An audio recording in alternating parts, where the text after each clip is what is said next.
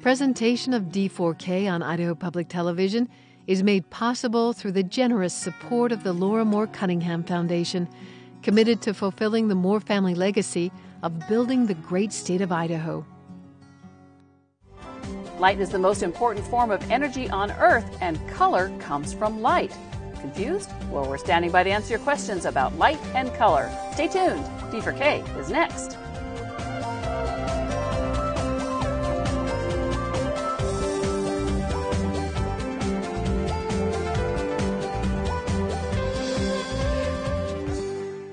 Hi, I'm Joan Cartan Hansen. Welcome to D4K, the place for science. Before we go to your questions, let's learn a little bit more about light and color. What is light? Light comes from the sun, and everything on Earth needs light to live. But that doesn't tell me what light is. Well, okay. To understand light, you have to get pretty close. Whoa! Light is energy. It's made up of tiny particles known as photons. Light moves in waves like sound, but much faster. Sound waves travel at 750 miles per hour, while light travels at over 6.5 million miles per hour. Light travels in a straight line, but it can bounce. That's known as reflection. You see yourself in a mirror because the light is being reflected back at you. Light can also bend. When you see flowers in a vase, the stems in the water could be slightly off. That's because light traveling through the water and through the glass is getting bent. That's known as refraction. It happens because light travels slightly different speeds through different materials. Some telescopes use refracting lenses to capture light, so we can see far into the universe. The waves of light from the sun, or as we call it, white light, is actually made up of a bunch of different colors. Isaac Newton discovered that fact when he directed sunlight through a prism. When you shine light through a prism, it breaks up the white light into its colorful parts: red, orange, yellow, green, blue, indigo, and violet. Hey, that's a rainbow! That's right. We see rainbows in the sky because water droplets in the air act like tiny prisms and split the sunlight before it reaches our eyes. Now, each color has its own wavelength. Wait a minute, what's a wavelength? Well, light, like sound, travels in waves. Scientists measure the distance between the high spot or the crest of one wave to the crest of the next wave. The distance between the two spots is called the wavelength. Of the colors, red has the longest wavelength and violet has the shortest. We see things in color because our eyes perceive each different wavelength of light as a different color. For example, when light shines on a rose, the rose absorbs all the colors of light except, in this case, red. Those red waves of light are reflected back to your eye, and special cells in the back of your eyeball tell your brain that the rose is red. Cool. But what we see is just part of the story of light. There are lots of other light waves. Scientists categorize all wavelengths of light in the universe on the electromagnetic spectrum. Radio waves are on the low end of the spectrum. Their wavelengths are very tall. Next are microwaves, infrared waves, and then the visible waves. Those are the white light that humans can see. After that are ultraviolet waves, X-rays, and gamma rays. While we can't see infrared waves, we can feel the heat that they produce. And if you don't use sunscreen when you're out of doors, ultraviolet waves can give you a sunburn. In general, though, we're lucky here on Earth. Our atmosphere protects us from a lot of the damaging waves of light on the electromagnetic spectrum. So what is light? Light is energy from the sun and stars. And the white light we see is made up of a rainbow of colorful waves of different wavelengths. Light and color, you don't have one without the other. Joining me now to answer your questions about light and color are Catherine Devine, Assistant Professor of Physics at the College of Idaho, and Henry Charlier, Associate Professor of and Co-Director of I Do Teach at Boise State University. Thank you both for being here. I appreciate you coming on the show. Thanks for having us. And joining us in Studio A to provide us with some questions today are students from the Idaho Distance Education Academy. Thanks for being here, guys. Okay, let's go to your questions. Hi, I'm Ivy. I'm from Idaho Distance Education Academy, and my question is, does anything move faster than light? To the best of our knowledge, no. The speed of light is kind of the cosmic speed limit, as current physics understands it. So nothing can travel through space faster than the speed of light, to the best of our knowledge. Jacob would like to know, what is color? So from a physics and astronomy point of view, color is very much all about the wavelength of light. And so when astronomers talk about colors in an image, for a visible image, we're definitely talking about the wavelength of the visible light. Astronomers also use what are called false color images, where we use different wavelengths, so the longer wavelengths, and we put those through a computer and assign the shortest wavelengths as blue and the longest wavelengths as red, so we can make a photograph that you may have seen, like infrared images in magazines or in newspapers, and those are interpretations assigning colors to wavelengths that your eye can't even see. Hi, my name's McKenna, and my question is, how can our eyes see different colors?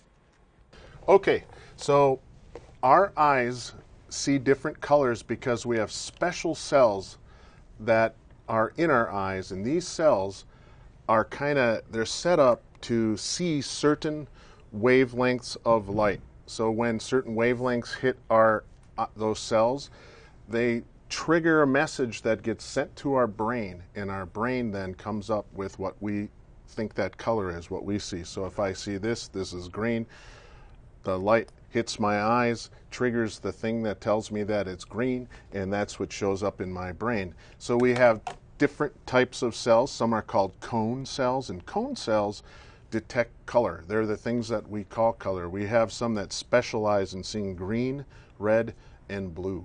And when red gets hit, when the red cells get hit, we see red. When the blue cells get hit, we see blue. But when blue and red get hit, then we might see a different color. And so they all combine and give us the different colors that we see. Now, if we kind of dim the lights and we don't see much color, well, then we have different types of cells called rod cells. And these rod cells help us we kind of see contrast, black and white, grays, that kind of thing. And so that's the kind of cell that helps us see at night. And so that's part of how our vision works, I think, is probably the best way to say that. You can test that at home, too, if you're ever trying to see a very faint object. Sometimes you'll notice that it's actually easier to see a faint object out of the corner of your eye than it is to look at it straight on, and that's because the rods are mostly located in the corner of your eye, but the cone cells are more located in the forward part. There's another fun experiment you can do at home, too, to prove this to yourself, and that is if you take you can have a friend bring a colored marker and hold it closer and closer and closer, and you won't be able to tell what color it is until it gets into the range of your cone cells. So you actually don't see color out here. You think you do, but you don't, and you can test that at home with a colored marker and a friend. Maya would like to know, how many colors are there? There could be actually an infinite number of colors, and so it's how sensitive your eye is to be able to tell the difference. So what causes a wave or a color to be a color is, may I borrow your sample light here? So this is an example of a light wave. So we've got a light wave, and one of the things you'll notice is that light travels as a wave, and this distance from peak to peak right here is what's known as the wavelength of the light. And light waves can have any number of wavelengths, but that wavelength right here is what determines the color of the light. And so there's no limit. So it could be a little bit shorter, it could be a lot shorter, it could be a lot longer, but that determines the color. So there's actually, technically speaking, an infinite number of colors that are possible. What kind of limits the number of colors that you could, say, get in a crayon box or a marker is that our eyes really aren't that sensitive to different hues. And so the limit is more like how sensitive is the human eye from telling different shades of blue apart from each other. But technically speaking, to a physicist, there is an infinite number of possibilities for color. Hi, I'm Logan, and I'm from Idaho Distance Education Academy, and my question is light a wave or a particle? Tricky question. It's both. And this was kind of the heart of quantum physics early in the 20th century. Is light a wave or is it a particle? And so light does behave like a wave. If you shine it through a thin slit, it'll spread out and behave like a wave. But if anybody who owns a digital camera experiences light acting like a particle, because that particle, the photon, comes in, hits the screen on your camera, you capture it just like you would any other particle. And so light has both wave and particle behavior, and that's actually was the foundation for the area of quantum physics. Jasmine would like to know, why is it when you look at the sun, you can hurt your eyes? So the sun has lots of types of light that it shines down on Earth. Some of them fall in the category of visible light. That's where you can see all the light that comes from the sun. But there's some light you can't see. One of them would be ultraviolet light. And ultraviolet light can cause a lot of damage when it shines on something like tissue. And your eyes are made of tissue.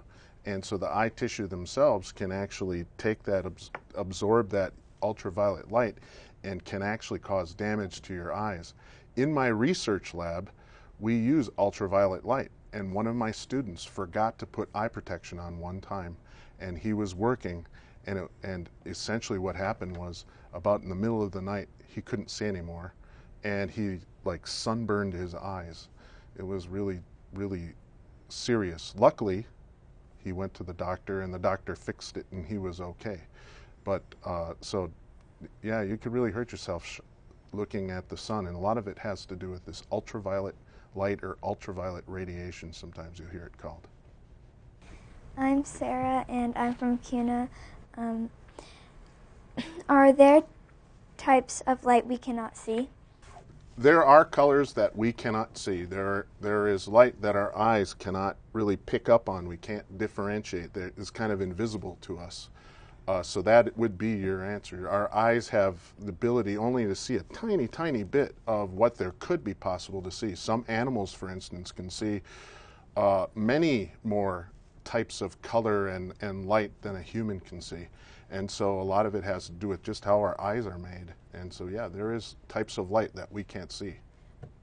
That said, though, in astronomy, there's a lot of ways to try and detect that light that don't use your eyeball. So even though your eye is really limited to the types of light you can see, we've built telescopes that can see in the longer and shorter wavelengths that you can't see with your eye. And so we've got telescopes that detect infrared light, for example, or ultraviolet light that your eye can't see, but these telescopes can make pictures with a computer then that you can kind of see what's going on, so we can convert it into a way that is visible to your eye.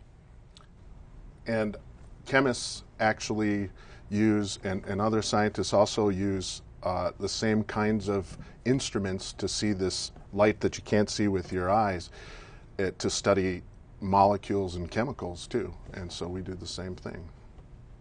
One way you can try detecting infrared light with your own skin is you can actually kind of feel heat coming off your own body, and what you're feeling as heat is actually infrared radiation coming off of you. So you're all sitting in that room glowing, or you're sitting at home glowing in infrared, and so you can detect that by feeling the heat coming off your own body.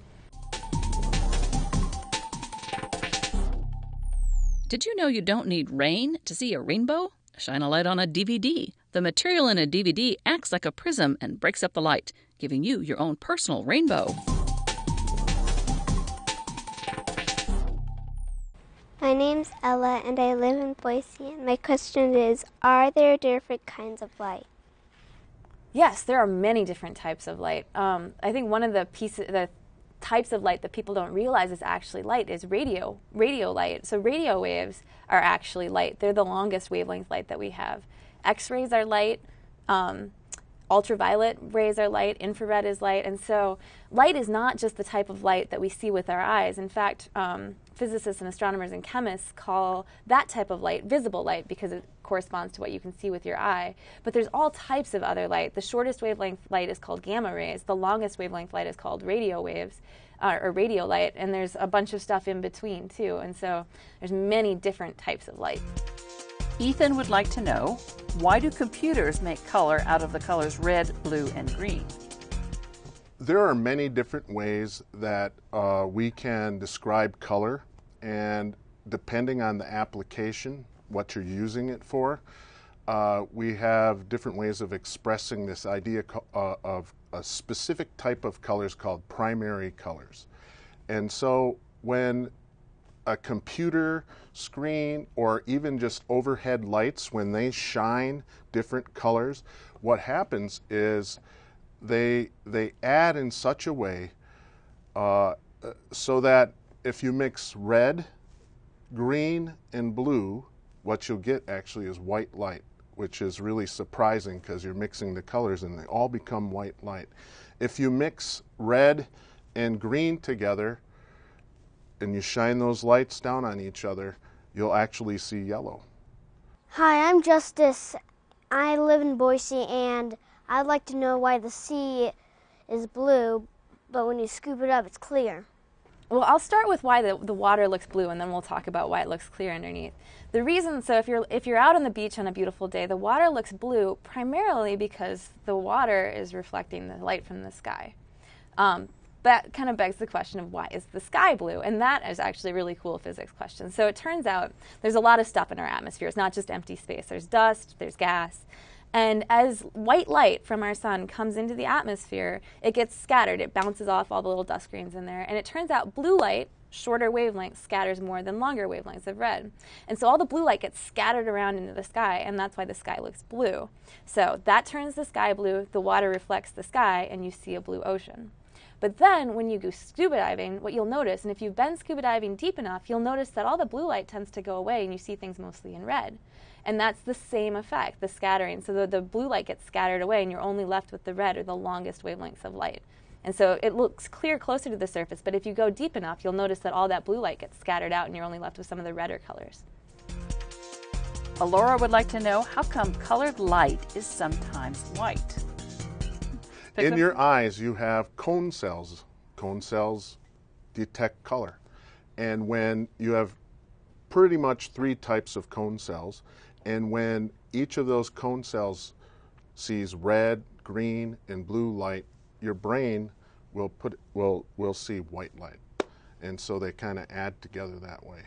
I remember going to the Discovery Center of Idaho, and I remember seeing different colors. They had overhead lights, and if I put a red, a green, and a blue light and shine it down, they had a little surface that I could put it on, and I would see white light in the middle, and then where the red and green crossed over, I saw kind of a yellow color, and then when 2 others, and I can't remember which they were, they became cyan, and then the other one became magenta. So those 3 kind of colors were formed, and you can see that as you shine the lights down. So when they all are together, they look white. Jacob would like to know, if we can't see colors like ultraviolet, then how do we know it's there? In my research lab, we use instruments that can actually see ultraviolet light. They can measure, they can detect the light that has the ultraviolet wavelengths. Even though I can't see it, we can measure it. We have instruments that can detect it. Now, you must have some ideas about that too. Yeah, so in astronomy we have big telescopes, so you have small scale instruments and we have really big ones to detect these signals from space. And so even though we can't see radio waves coming from space with our eyes, we've got big telescopes that can make images of radio waves coming from space, and infrared and ultraviolet. And so just because we can't see it with our eyes doesn't mean we can't build a detector to detect it. There's other ways we can, you don't need a fancy detector to know that there's infrared light. You can feel it with your hand as heat. And you can experience, you've got a built-in detector in your skin cells for ultraviolet light when you go out and get a sunburn or a suntan. So there's other ways of detecting radiation besides just your eyes. Gracie would like to know, what is the brightest light in the galaxy?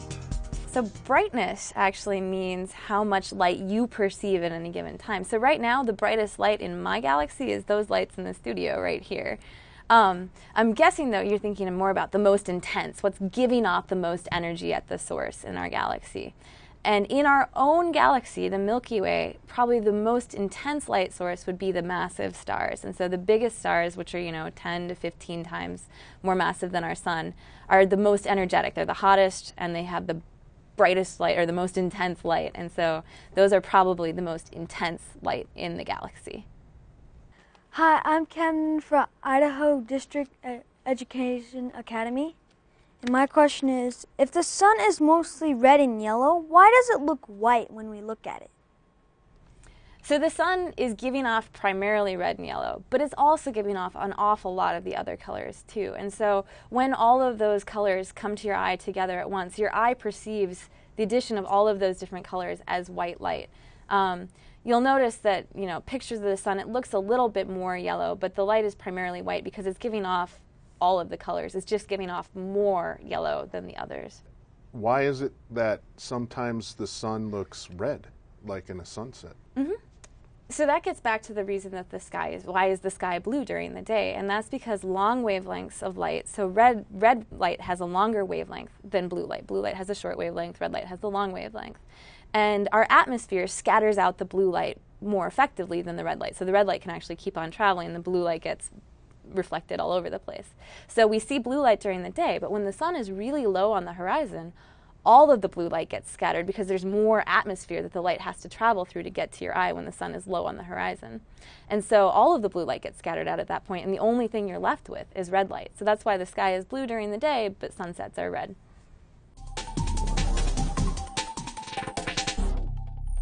Hi, and welcome to Boise State University's Chemistry Lab. We're here to do some experiments with light. Henry, why don't you introduce your colleague? My colleague is Jonathan Skaggs. He's a laboratory manager here in the Department of Chemistry, and he happens to be someone who is very knowledgeable in the use of lasers, which is why we need his help. That's cool. Okay, let's go to the experiments. What I'm going to do is I'm going to take this laser, which is going to produce a very concerted light wave at 532 nanometers. It is going to produce a lot of light, and it's going to transfer this energy into heat right at the source, at the match. The match is going to heat up to the point where it ignites. It's going to ignite, and through the balloon, ignite the hydrogen, which you're going to see a large blossom of hydrogen ignite. This experiment, we have the laser set up in line with a whole line of balloons. They're all filled with air this time.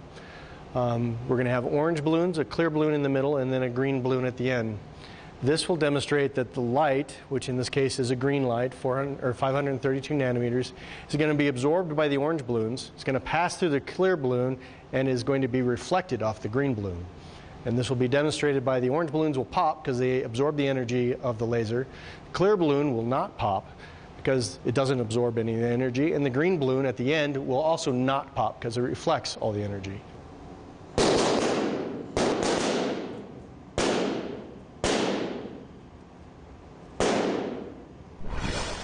So in this fun experiment, we're also going to demonstrate that light is going to pass through the clear balloon and be absorbed by the orange balloon. The orange balloon in this case has water. It's filled with water.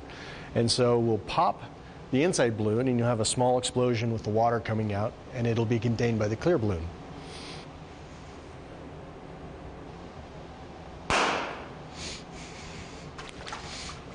Those were really cool. Thank you very much, John Henry. I appreciate it. Okay, let's go back to your questions. My name is Faith. I'm from Meridian, and my question is, how is laser light different from other light?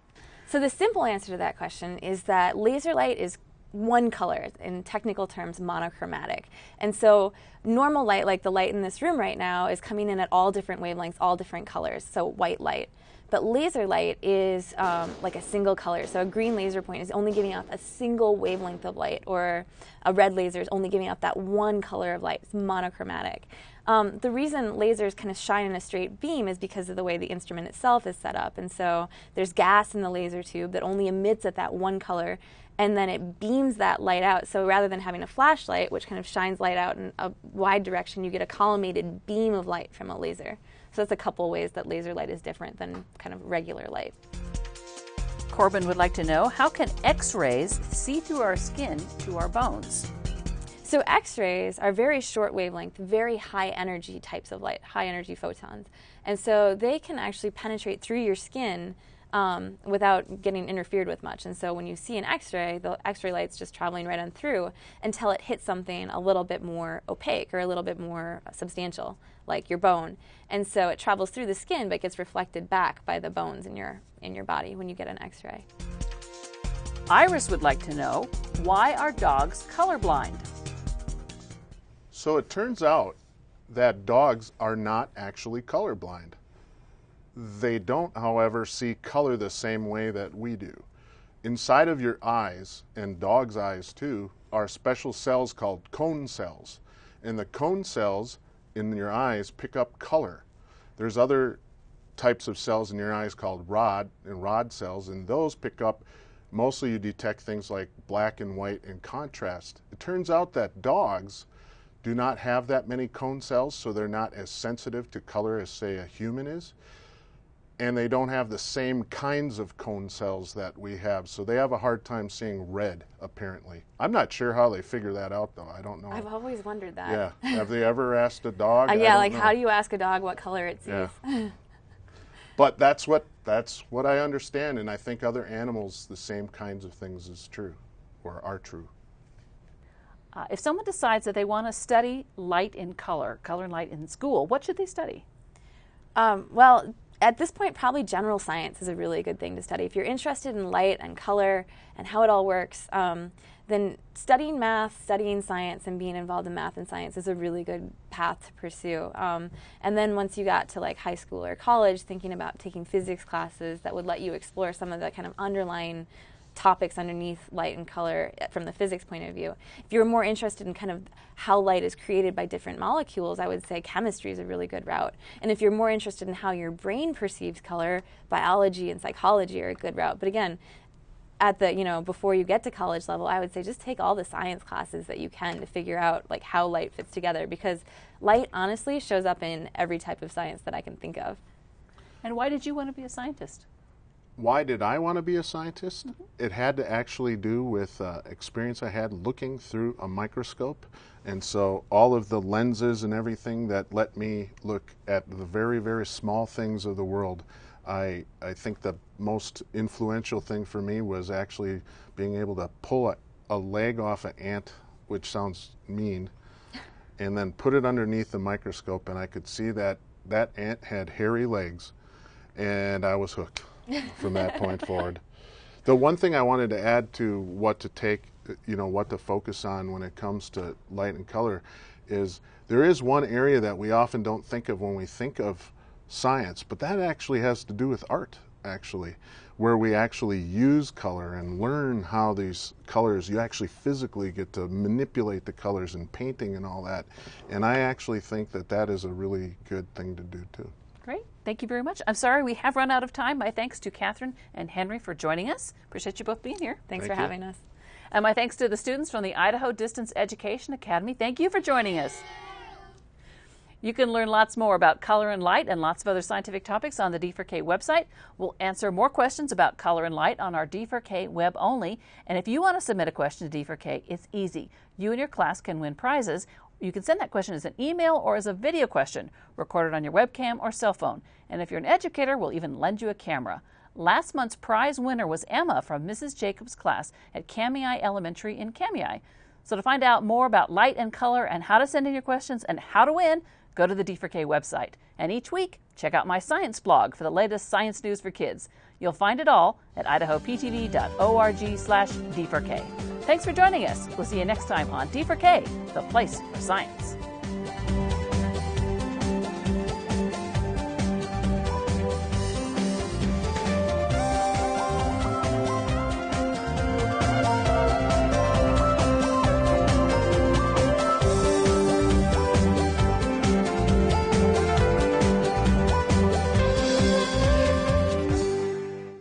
Presentation of D4K on Idaho Public Television is made possible through the generous support of the Laura Moore Cunningham Foundation, committed to fulfilling the Moore family legacy of building the great state of Idaho.